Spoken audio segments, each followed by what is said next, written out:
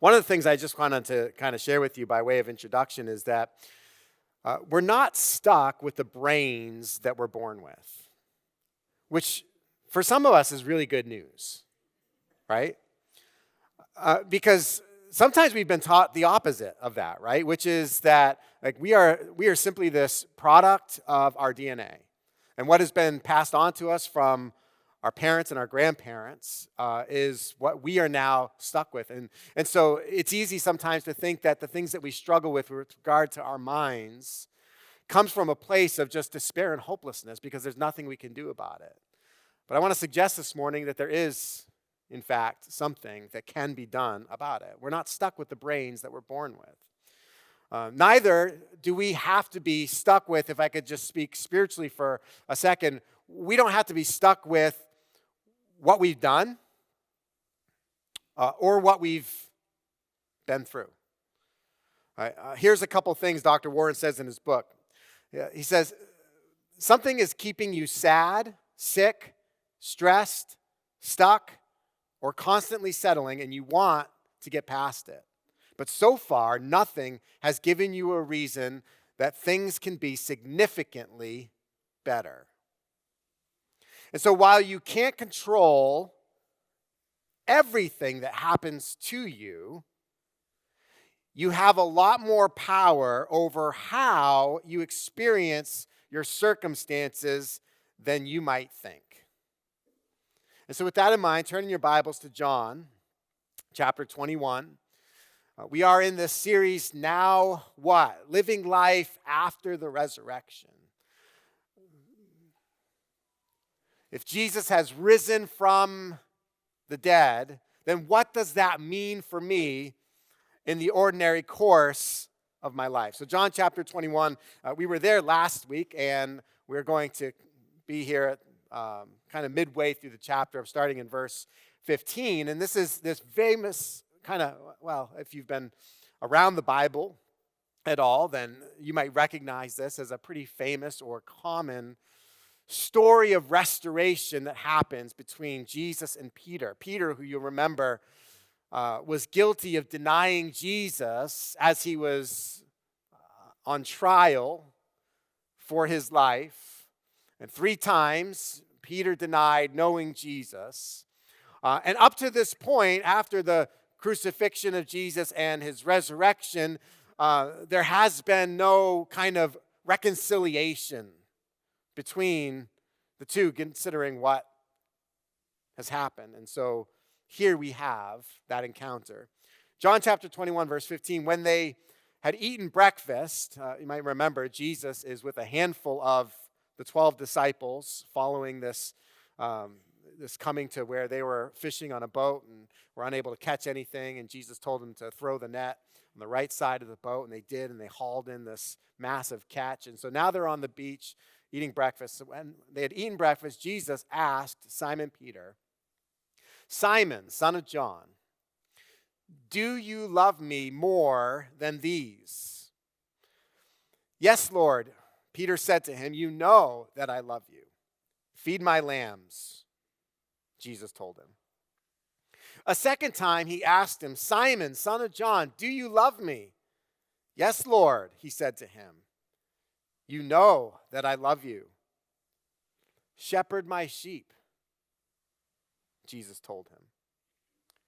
He asked him the third time, Simon, son of John, do you love me? Peter was grieved that he asked him the third time, do you love me? And he said, Lord, you know everything. You know that I love you. Feed my sheep, Jesus said. Truly, I tell you, when you were younger, you would tie your belt and walk wherever you wanted. But when you grow old, you will stretch out your hands, and someone else will tie you and carry you where you don't want to go. He said this to indicate by what kind of death Peter would glorify God. And after saying this, he told him, follow me. The first thing I want to do is talk about why this conversation happened. And that is that Jesus needed to confront the false stories Peter was undoubtedly telling himself. Now, it's helpful to know that while our minds and our brains work together, and much of that work we don't yet fully understand, our minds and our brains are not the same thing. For one thing, our brains are material, whereas our minds are immaterial. A study was done, and a woman hooked up to all kinds of wires and that provided sort of imaging of her brain. She was asked to think about the hardest day she's ever had. And when she did, her brain started to show activity in the part that's responsible for fight or flight. Right? It's just lighting up. And then she began to have physiological reactions. Her heart rate went up. Her blood pressure increased. Her breathing quickened. Then afterwards, she was asked to think about the best day she ever had. And they could see on the monitors how her brain activity began to change, and she also began to have different physiological reactions as she thought about, rather than the worst thing, the best thing that had ever happened to her. Her heart rate slowed down. Her blood pressure dropped. Her breathing slowed as she changed what it was that she was thinking about. And so what they learned, what they concluded, was that what she thought about, right, that is the way in which she exercised her mind, what she chose to focus her mind upon, it changed what her brain was doing in real time. It actually changed the chemistry of what was going on inside of her brain. And her brain changed what her body was doing in real time. For example, perhaps you know this, but the chemical changes that produce anxiety, they also produce excitement. They come from the same places. So imagine an envelope comes in the mail. Let's say you have set off your applications to various colleges that you hope to attend, right? And there's one in particular that you especially want to get into. And so all of a sudden you go to the mailbox and there's that unopened letter that you're now holding in your hands.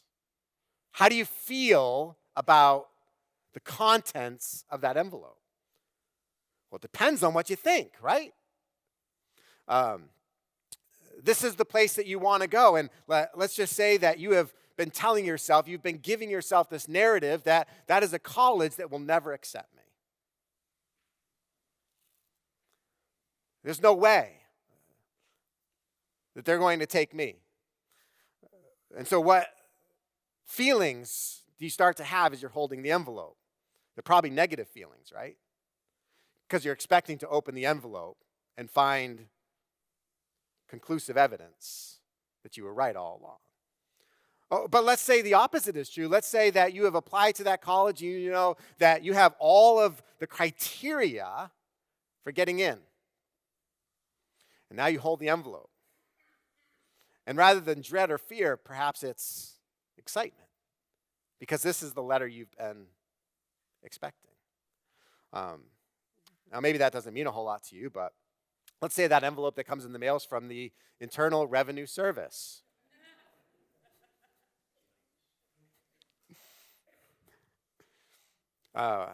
April 15th just recently went by, and let's just say you were creative with how you chose to prepare your tax forms. And you submitted the return, and now all of a sudden the IRS is wanting to get in touch with you. Right? It's what we choose to think about, the contents of that unopened thing. We don't even know what's actually there. It could be a letter stating that we're about to be audited. It could be a big fat refund check. Modern imaging technology has shown us what the Bible told us many years ago, which is that for us to think differently is to allow our brains to work differently. And so what are the stories that Peter was likely telling himself with regard to what happened when Jesus was arrested? I think one of the stories that Peter was telling himself was the story of shame. He said, I denied Jesus 3 times. How often do you think Peter let that sequence of events replay in his mind? Over the past, whatever it had been at that point, a couple of weeks. How often was Peter preoccupied with the night on which he failed to live up to his own expectations for himself? And how do you get over a regret like that? Like how do you just let something like that, a failure like that, how do you just let that go? I doubt that as Peter thought about his life, I doubt he had any regret as big as that one. Perhaps because it was the least possible thing he could have imagined. Right? So it's the story of shame. He was probably also telling himself the story of insecurity. And that story of insecurity said about himself regarding his own self-identity, I'm a coward, not a rock. I say rock because, as many of you know, Jesus gave him the nickname, the rock. Peter was the rock. But on the night when he denied knowing Jesus, not once, not twice, but 3 times, Peter learned that so much of what he had come to believe about himself, to think about himself, actually turned out to be exaggerated. He was not the man that he thought he was. And so this story of insecurity begins to play and loop in his mind again and again and again. Then there's the story of disqualification, which leads Peter to believe, I'm a person that cannot be trusted. You see, we measure our value, we measure our significance with different tools from what God uses. Right? We treat failure like a ceiling that we can't go above rather than a floor that we can learn from and that can serve as a place for us to go higher. And so, let me ask you, when it comes to the rest of your life, what is the story you're telling yourself? Is it framed by failure? Is it framed by a disappointment, a negative experience? Is it framed by cynicism about whether or not you matter? Is it framed by what you believe other people believe about you, as if, well, they must be right? Now let's talk about how this conversation unfolded. Jesus constructed the dialogue so that there's no mistaking exactly what the business was, what it was that Peter needed to have resolved, right? And so Jesus, he begins with this question. He says, Peter, do you love me more than these others? He says more than these, which I think a proper interpretation of what Jesus means is he's essentially asking Peter, hey, Peter, do you love me more than these other disciples love me? In other words, it's like Jesus is challenging the very bold claim you might remember Peter made when Peter said, hey, even if every one of these other people leaves you, I will never leave you. I will be with you to the death, right? That's the claim that Peter made prior to his failure. He said, I'll be with you to the end. And now here Peter is, he knows he hasn't lived up to his own expectations for himself. And what Peter needs to learn is the true meaning of forgiveness, which is to say that Jesus knew even more so than Peter did that he had not lived up to what was expected of him, and yet Jesus loved him anyway. And this is what real forgiveness means. right? Forgiveness is not a misappropriation of the offense that was committed, or a downplaying of it, or a sweeping under the rug of what happened. No, it is an honest and deliberate accounting of what has happened. And yet, even with full knowledge of what has happened, it is this extension on the part of the person who has been wounded to let that thing not bear to the other person's account. Rita Snowden, who she lived, in the last 100 years, wrote a bunch of books. And she defined forgiveness in this way. She said, forgiveness is the wonder of being trusted again by God in the place where I disgraced him. It's like Jesus is bringing the thing right to the place where it needs to be brought, right? Peter makes this wild claim that no matter what happened, he was going to be with Jesus to the end, and it is exactly in that place that Peter failed. And now it is in exactly that place where Jesus extends his forgiveness. Remember, real redemption always faces what is really broken. And so Jesus gives Peter 3 chances to confess his love for him. And I'm sure it's not lost on us. It's almost as if each instance was a way of healing each of the 3 instances where Peter denied him. And each time Peter answered positively, "Yes, Lord, you know that I love you," Jesus followed that with a very simple recommissioning. Feed my sheep. Tend to my flock. Feed my sheep. Which served as a reminder that Jesus wasn't done with Peter yet. But the key is really the 3rd time, right? And it has to be. The key has to be the 3rd time, because this is where Peter's reaction is different. Again, if you just think about the way this conversation unfolded. Peter, do you love me more than these? Yes, Lord, you know that I love you. And Jesus says, feed my sheep. The 2nd time, Jesus says, Peter, do you love me? Peter says, Jesus, you know that I love you. And Jesus says, feed my lambs. 3rd time, Jesus says, Peter, do you love me?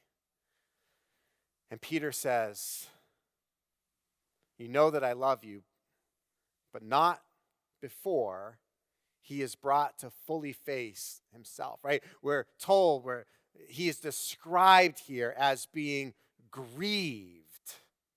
This 3rd time that Jesus asks him the same question. Because now Peter has to fully face himself, right? The setting is, it's actually quite surreal. You might remember that there's a charcoal fire that Jesus was at when the disciples got off the boat with their haul of fish. And now in the setting of this charcoal fire, 3 times Jesus asked Peter, do you love me, right? Which, you can't not make the connection back to some nights before when around a charcoal fire, another charcoal fire, Peter denied his Lord on 3 occasions. Now notice the question. The question itself is, Peter, do you love me? Now, I don't want to spend a lot of time on this, and if you've heard sermons preached on this, you might have heard, angles taken regarding the Greek words that were used when Jesus says, Peter, do you love me? Because, of course, in Greek there are various words for love, right? The 2 being used here are the words phileo and the word agape. But that's really kind of overplayed. John, as a writer, often uses sort of pairs of words interchangeably, and so we want to be careful about digging too deep into that. The question is simple. While John might have reconstructed it using two different Greek words. The basic question is, do you love me? Now, I don't know about you, but that is probably not the question that I would have asked Peter if I were in Jesus' place. My question probably would have been something more along the lines of, all right, Peter, honestly, do you think you can do better next time? Like, isn't that what you would want to know? Like, if you were having to take into consideration whether or not Peter was somebody that could be trusted, right? Whether Peter was somebody that was deserving of another chance, wouldn't you want to kind of like dig into like, all right, well, just how much of a rock is this guy after all? Like, did I overanalyze? Did I make a bad judgment call with regard to this person? And so you might ask such a question like, Peter, what happens next time this or something like this happens? Are you just gonna fall apart again, or are you gonna be able to stand up in the heat of that moment? Right? That would have been my question. But that's not Jesus' question. He says, Peter, do you love me? So Jesus focuses not on Peter's potential to perform well, whether or not Peter is going to be able to do it right the next time, but instead Jesus focuses on the nature of their relationship with one another. That's what becomes central. That becomes the hinge upon which everything swings. Peter, do you or do you not love me?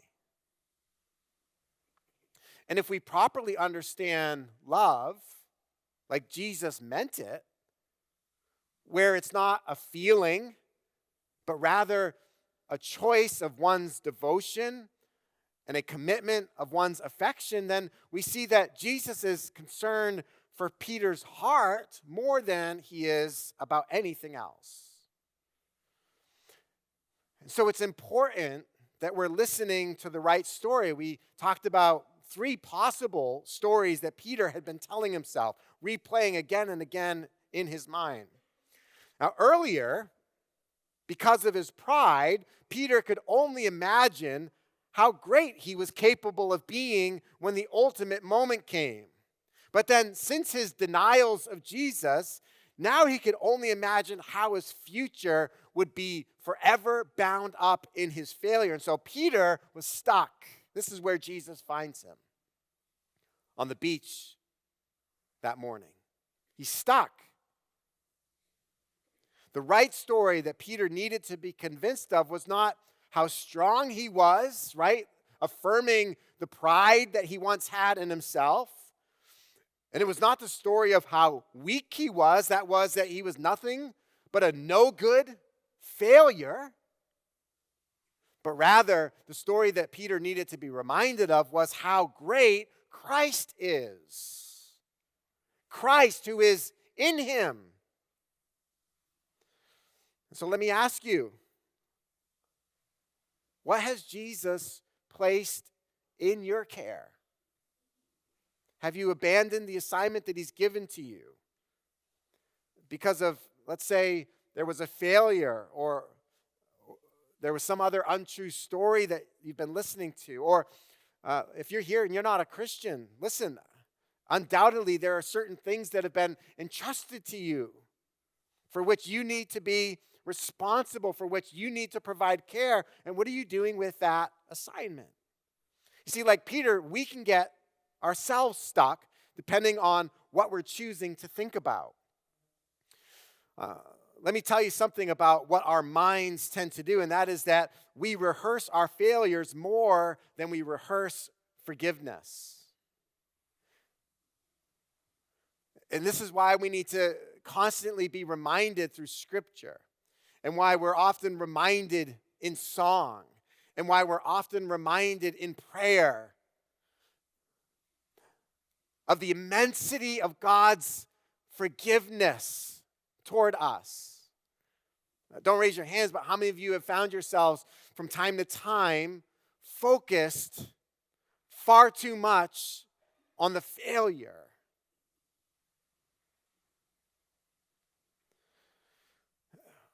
I think that even when it comes to serving God and serving His church and serving the community that God has put us in, let's just say that that's something that we used to take very seriously, and we spent a lot of our energy and our ambition going after this good thing, right? This thing that like we knew we were in service to God, right? Or we were in service to His church. We were in service to the people in our community. And then, for one reason or another, we walked away from that thing that was entrusted to our care.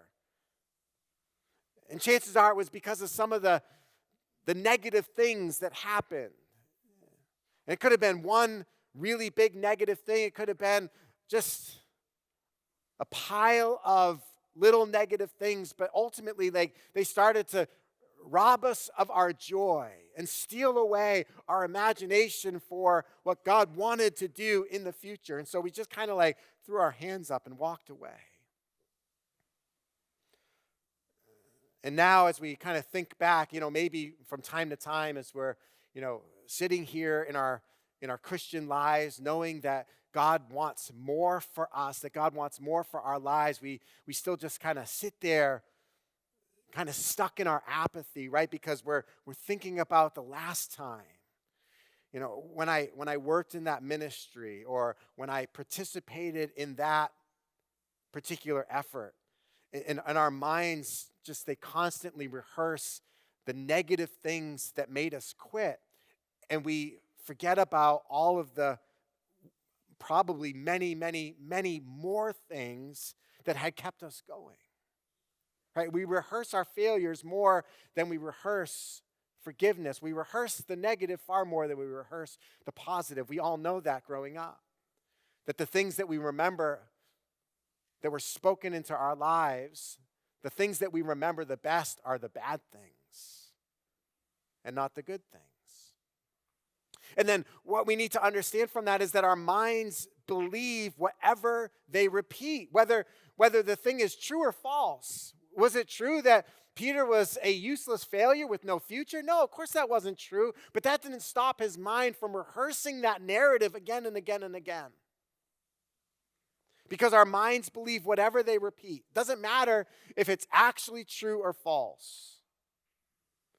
And Satan, described as an accuser, his work thrives in an environment of repetitive, shame-based thinking. This is the problem with being driven by our feelings. Which, how many of you know that our feelings can be so untrustworthy? This isn't to say that our feelings don't matter or that our feelings shouldn't be taken into account. But one thing that we need to know about our feelings is that they are, at their core, they are untrustworthy.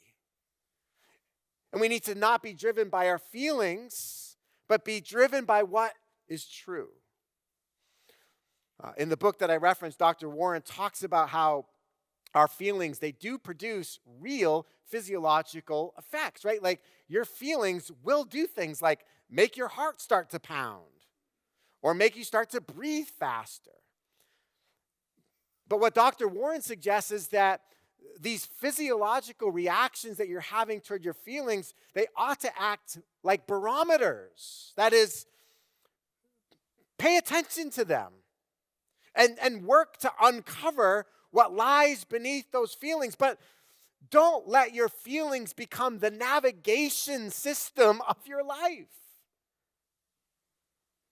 Don't let your feelings be the things that are driving your decisions. And so Peter, he's stuck, right? And we, like Peter, can sometimes get stuck. But here's what Jesus wanted for Peter as he's doing the very, very hard work of bringing this thing to a place of reconciliation. And that is that Jesus wanted Peter to love tomorrow more than he was hating yesterday. How many of you hate yesterday? Not literally yesterday, because yesterday was awesome, right? No, but how many of you just you hate yesterday? right? Maybe because you're stuck. Maybe because that's exactly how what's going on in your mind could be described. And it's just this constant rehearsal of what's gone wrong or of where you failed or what disappointments seem to continue to loom over you no matter how hard you try to get over them. And so you're stuck on yesterday.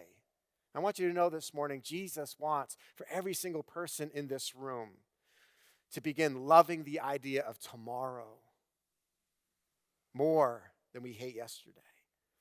Because there's a future that I believe Jesus wants for us to access, but it's only accessible when we stop dwelling in the past, right? And so this is why when Peter says to Jesus, Jesus, you know that I love you, Jesus responds with, feed my lambs, shepherd my sheep, right? This is the difference between being stuck and moving forward. So our minds are not merely material. Now, if you have a naturalistic, a materialistic perspective of the universe, that is, that the only thing that you understand possibly exists in the material, then you're going to disagree with that. But I would suggest that in the universe, there exists more than just what is material. Right? And this is where we make a distinction between the material nature of our brains and the ontological reality of our mind, which is altogether different. We have, because of that difference, we have agency in what we choose to think about. We choose which narrative, which story we're going to meditate on. And so Peter, in this moment, he had to make an internal choice to believe what Jesus was saying about him rather than believing what his feelings were reminding him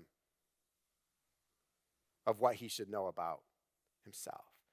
Now listen, this is, I don't know if there's anybody out there, it's like, like Josh is really into this power of positive thinking thing.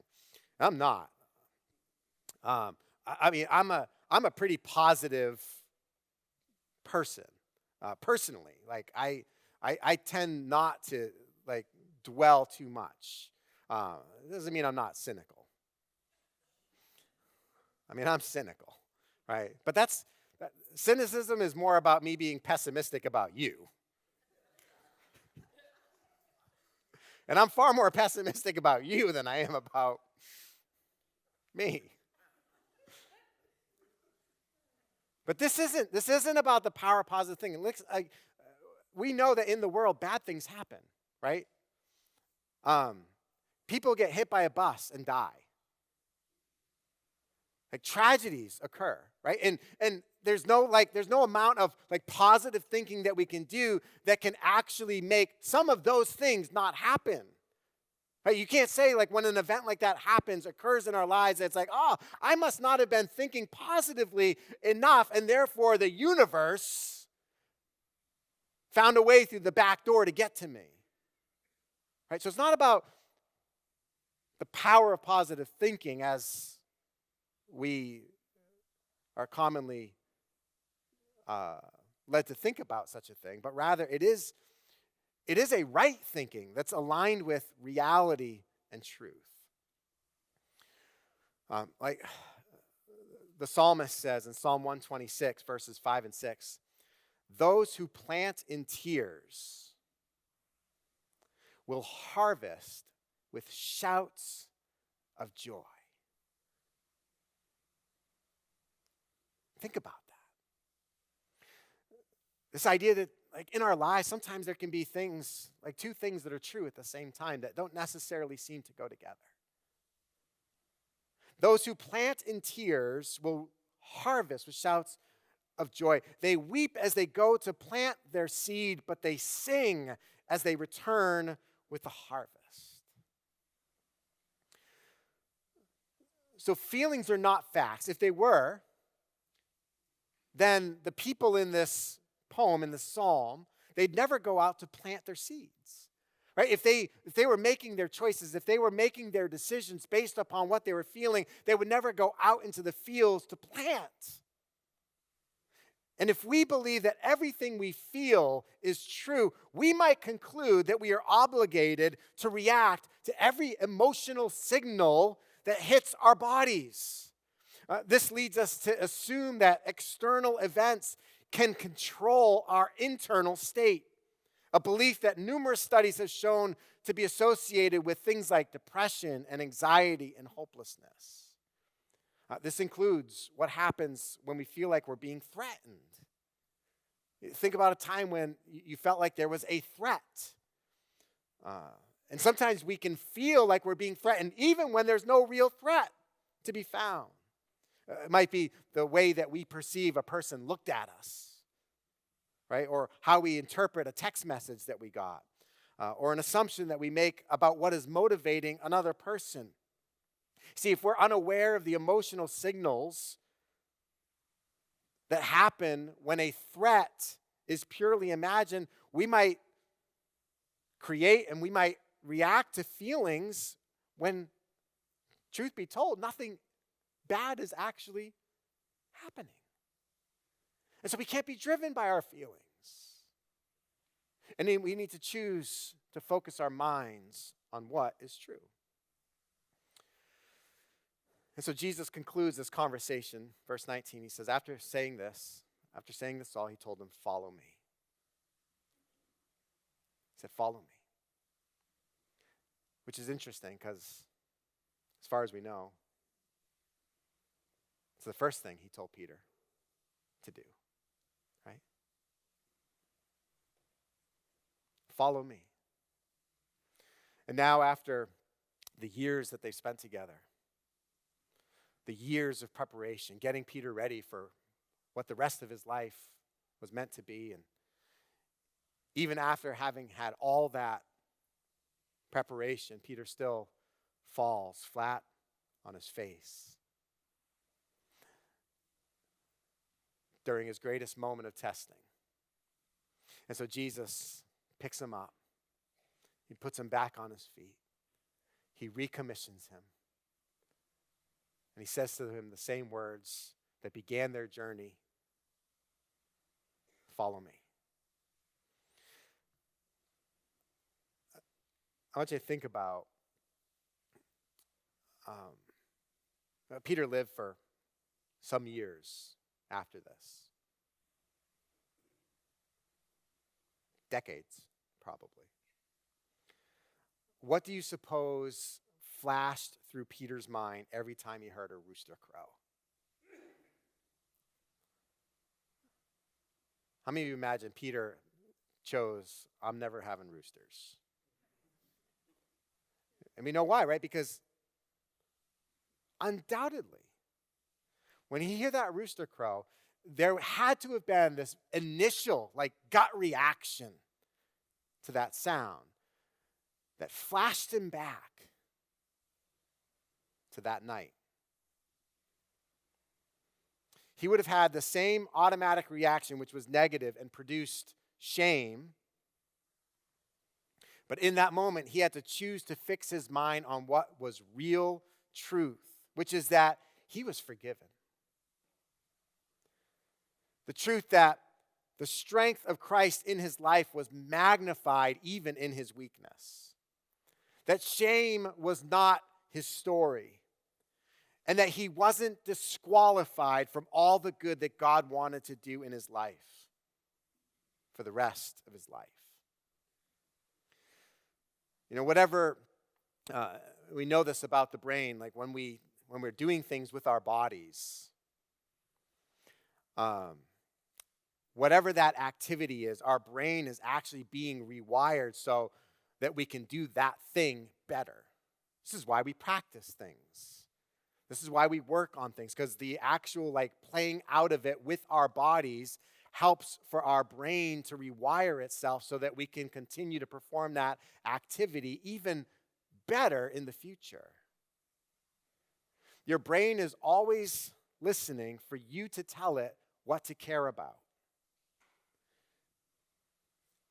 And people really can change the neural network of their brain, but it begins with what we keep thinking about repetitively. And so what is it that we're going to think about? Is it the false feelings or the enemy's accusations or the things that others have said that keep us stuck and keep us from moving forward? Or are we going to believe the truth of what Jesus has told us and walk forward in obedience to his command? Follow me.